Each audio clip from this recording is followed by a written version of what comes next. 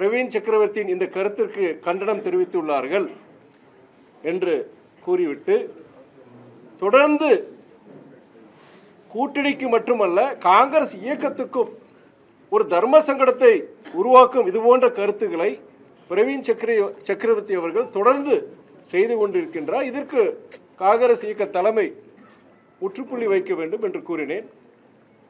அரசியலை கடந்து காங்கிரஸ் பேரியக்கத்தின் நம்பிக்கை நட்சத்திரம் எதிர்காலம் சகோதரர் ராகுல் காந்தி மீது அளவற்ற மதிப்பை வைத்துள்ளேன்.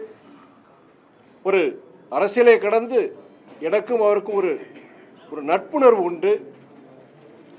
மதிமுகவுக்கும் காங்கிரசுக்கும் எந்தவித இதுவும் கிடையாது. நான் சொன்னது காங்கிரஸ் குறித்தல்ல, அது குறிப்பிட்ட அந்த நபர் பிரவீன் சக்கரவர்த்தியை பற்றியதான். அது நம்முடைய காங்கிரஸ் நாடாளுமன்ற உறுப்பினர் மாணிக்கம் தாகூரிடமும் அலைபேசியில் பேசி நான் என்னுடைய விளக்கத்தை அளித்துள்ளேன். அந்த நாளிதழை பொறுத்த வரைக்கும் நான் சொன்ன கருத்தில் கொஞ்சம் ஒன்று திருத்தி அதில் திருச்சி எழுதிட்டாங்க. திருச்சியில் சொல்கிற மாதிரி திருச்சி எழுதிட்டாங்க. அதனால் ஒரு தவறான ஒரு புரிதல் வந்தது. அதுக்கு நான் விளக்கம் கொடுத்துருக்கிறேன். தமிழ்நாட்டினுடைய நிதி நிலைமை அப்படிங்கிற சமயத்து, அதாவது கடன் சுமை அப்படிங்கிறது இந்தியாவிலே நம்பர் 1 ஸ்டேட் அப்படிங்கிற மாதிரி தான் காங்கிரஸுடைய தலைவர் சுட்டி காட்டுறாரு. பெரிய ஒரு பிரளயத்தை கிளப்பியிருக்கு. ஸோ உங்களுடைய பார்வையில், நீங்களும் ஒரு நல்ல பொருளாதார அறிந்தவர் தான், உங்களுடைய பார்வையில் தமிழ்நாட்டு இந்த அளவுக்கு கடன் வாங்கலாமா? அதாவது நீங்க மாநிலத்துடைய கடன் பொறுத்த வரைக்கும் கடனை பத்திரம் நீங்க சொல்ல முடியாது.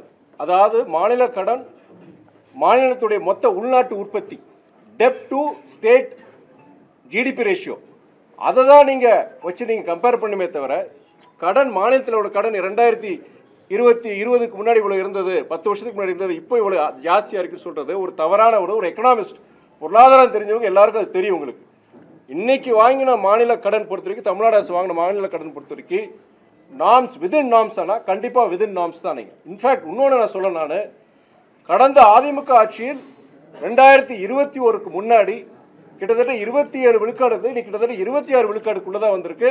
அது இல்லாமல் உங்களுக்கு பல இது நீங்கள் கம்பேர் பண்ணி பார்க்கும்போது, அந்த பேராமீட்டர்ஸ் போய் பார்க்கும்போது நீங்கள் சொல்கிற இந்த மாநில கடன் பொறுத்த வரைக்கும் அது வரமுறைக்கு உள்ளதாக இருக்குங்கிறது தெளிவாக நம்முடைய அமைச்சர், நிதியமைச்சர், தமிழ்நாட்டு நிதியமைச்சர் தங்கம் தென்னரசு சமீபத்தில் ஒரு நீண்ட விளக்கம் இது கொடுத்துருக்கிறாரு. உங்களை மாதிரி பத்திரிகையாளர் மத்தியிலே அதுக்கு உண்டான விளக்கங்கள் இருக்கு.